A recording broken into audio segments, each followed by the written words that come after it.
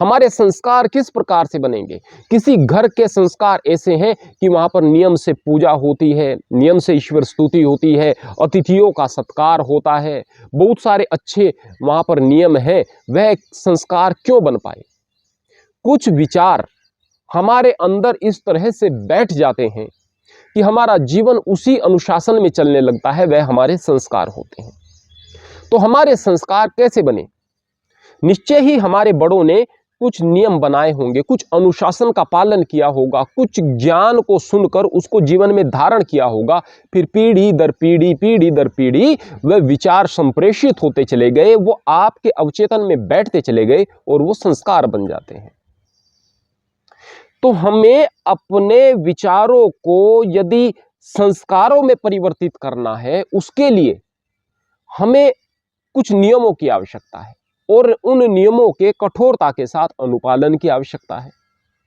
मेरे घर में कठोर वचन किसी को नहीं बोलने हैं, मेरे घर में अशभ्य शब्दों का प्रयोग नहीं होना है, मेरे घर में जूते लेकर अंदर नहीं जाना है, मेरे घर में इसी तरह से कचरा इधर उधर पड़ा हुआ नहीं रहना है, मेरे घर में साफ सफाई का विशेष रूप से ध्यान रखा जाना है, मेरे यहाँ पर बच्चों को प्यार से सम्मान से व्यवहार करना है बच्चों के साथ, बच्चे बड़ों के साथ बड़ी विनम्रता से बहुत सम्मान के साथ में व्यवहार करेंगे। इस तरह के बहुत सारे नियम आप बनाते चले जाएं। हम ब्रह्म मुहूर्त में उठेंगे, हम इस समय सोएंगे, हम सोते ही जैसे उठेंगे एकदम मोबाइल को नहीं देखेंगे, हम रात्रि में देर रात तक मोबाइल का प्रयोग नहीं करेंगे, हम ज़्यादा वॉल्यूम में कोई चीज़ें नहीं सुनेंगे यदि हम कोई म्यूजिक वगैरह सुन रहे हैं। बहुत सारे आप इस तरह के नियम बना सकते हैं, बहुत सारे बना सकते हैं।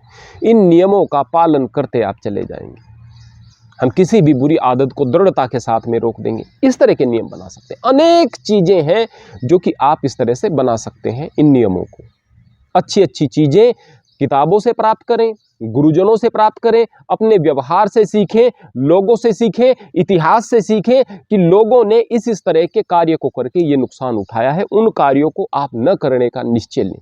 यदि आप इस तरह के नियम बनाते रहेंगे तो फिर वह नियमावली आपके घर का एक संविधान बन जाएगी और फिर वहां से संस्कार बनेंगे। यानी वो नियम जब आप लगातार पालन कर रहे हैं, पहले कुछ नियमों को अदमने मन से भी पालन कर रहे थे, फिर वो आपकी जीवन शैली का हिस्सा बन गए। अब आपके चेतन मन से वो अवचेतन मन में चले गए, अब वो आपके संस्कार बन गए। अब आप जो भी काम करेंगे तो ऐसा नहीं कि आपका चेतन मन ही अवचेतन मन को सुझाव देगा, फिर आपका अवचेतन मन सुझाव देगा, नहीं मैं ऐसा नहीं कर सकता, मैं इस खानदान से हूँ, मैं इस घर से हूँ, मैं दूसरों से अलग हूँ।